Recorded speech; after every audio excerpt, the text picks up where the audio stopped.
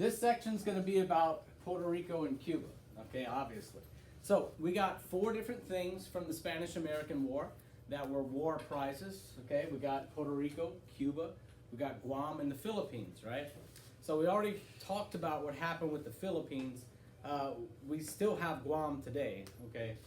Now, the Teller Resolution. Before the war even started, the Spanish-American War, we told the people of Cuba that we promised not to keep them as an imperial possession. We promised them their freedom after the war is over. The purpose of this was to make sure that they were fighting on our side instead of fighting us while we're also fighting the Spanish, okay? So after the war is over, we tell Cuba, not really, okay? You can have your freedom, but you're going to have to do something.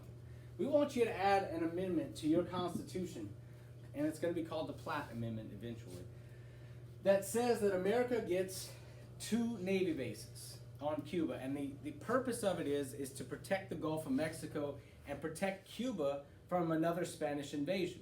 Because if we have a military base on Cuba, Spain is less likely to actually attack the island of Cuba. Well, reluctantly they agreed. Okay, now we only agreed to lease them, which means that we're renting them. Okay, we built the whole things ourselves.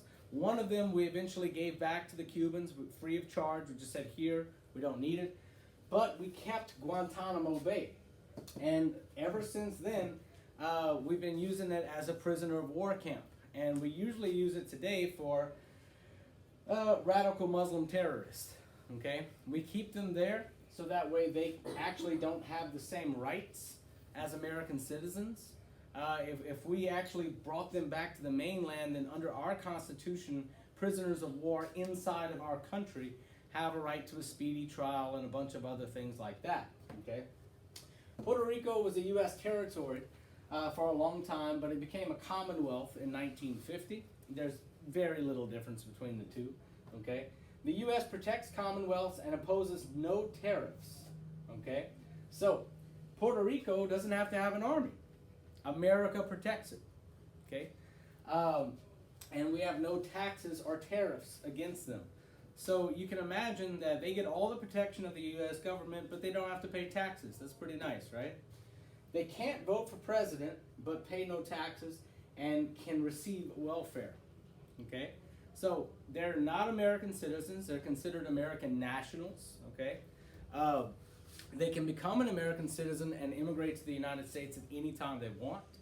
They pay no taxes, but they get welfare.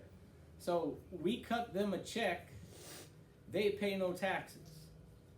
How many of you would actually give up your right to vote for the President of the United States if it meant that you paid no taxes and you can receive welfare?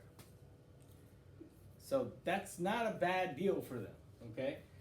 Puerto Rico can do one of 3 things. Go down here and we'll talk about it. Puerto Rico at any time can vote to become a state, obtain their independence from the United States, in which case we would actually let them do that, and they can vote to keep everything the same. For the last 70 years, they have voted to keep everything the same. Okay? So that's Puerto Rico for you.